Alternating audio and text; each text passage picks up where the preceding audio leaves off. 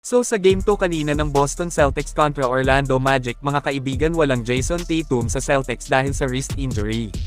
Pero hindi ito naging problema para sa defending champion led by Jaylen Brown, kung saan tinalo lang naman din nila ang Magic sa final score na 109-100. Grabe si Brown sa larong ito buhat na buhat ng former finals MVP ang kanyang team, ipinapakita pa rin ng Boston Celtics ang lakas ng isang championship contender na kupunan. Kulang pa ang 32 points ni Paolo Banchero halimaw na performance ngunit hindi pa nga sapat ang ginawa niya para kunin ang panalo sa Game 2. So 2-0 na po tayo dito mga kaibigan pabor sa Boston Celtics. Ang Game 3 at Game 4 nila ay gaganapin sa home court ng Orlando Magic. Kayo kaya pa bang habulin ng Magic at maprotektahan ang kanilang baluarte sa Game 3 at 4? Mag-comment lang po. 7 in the first half, 5 to shoot, the eyes up Wendell Carter, the step back, the 3! Ngayon ay dito naman tayo sa isa sa pinag-uusapan ng maraming fans ang nangyari sa Game 2 ng Warriors kalaban ng Rockets.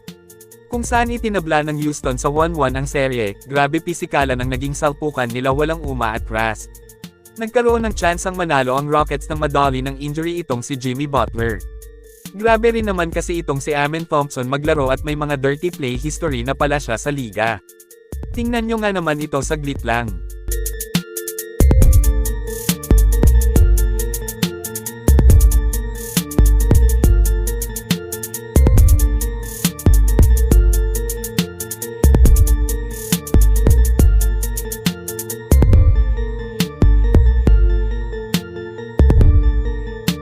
Suriin po natin ng mabuti ang nangyari dito kung bakit bumagsak si Butler. Yung galaw ni Amen Thompson ay isang galawan na nagpapakita sa bata nitong laro, umangat ang kanyang batang edad kung bakit nangyari ito. Walang pakialam sa mangyayari kumbaga siya yung driver na walang lisensya wala sa tamang daan kulang sa disiplina maglaro. Yung iba naman sinasabing dahil kay Draymond nga daw kaya nangyari ito, sipatin po natin ng mabuti ang video yung mga taong naglalaro ng basketball ang mas nakakaintindi nito. Walang ginawa si Draymond dyan sa sikip ba naman ng pasok ni Amen Thompson mawawalan ka talaga ng balanse. Kung matured na siya maglaro hindi niya gagawin yun kita niyang sablay na at wala siya sa tamang posisyon sa rebound para makuha ang bola. Ay babalik na lang siya sa kanyang depensa pero wala pang bigas pa na laro kaya yun bagsak si Jimmy. Hindi deserve ni Butler ito kasi hindi marumi maglaro ang former Heat superstar alam nating lahat yan mga kaibigan.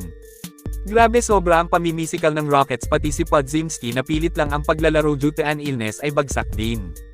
Ani ng mga fans ngayon ay dapat na imbestigahan nga daw ang Houston Rockets, sabi nga ng coach nila ay wag daw mag-alala ipagpatuloy ang mga ginagawang pamimisikal kasi kumbaga hindi nga daw sila natatawagan ng foul. Keep playing through the contact, physicality, don't worry, they're not gonna call anything, play through it. Don't get caught up in that. Keep the turnovers low, keep them out transition. Kayo mga kaibigan ano ang masasabi nyo tungkol sa naging laban ng Warriors kontra Rockets sa Game 2? I-comment lang po yan sa ibaba at akin pong babasahin yan.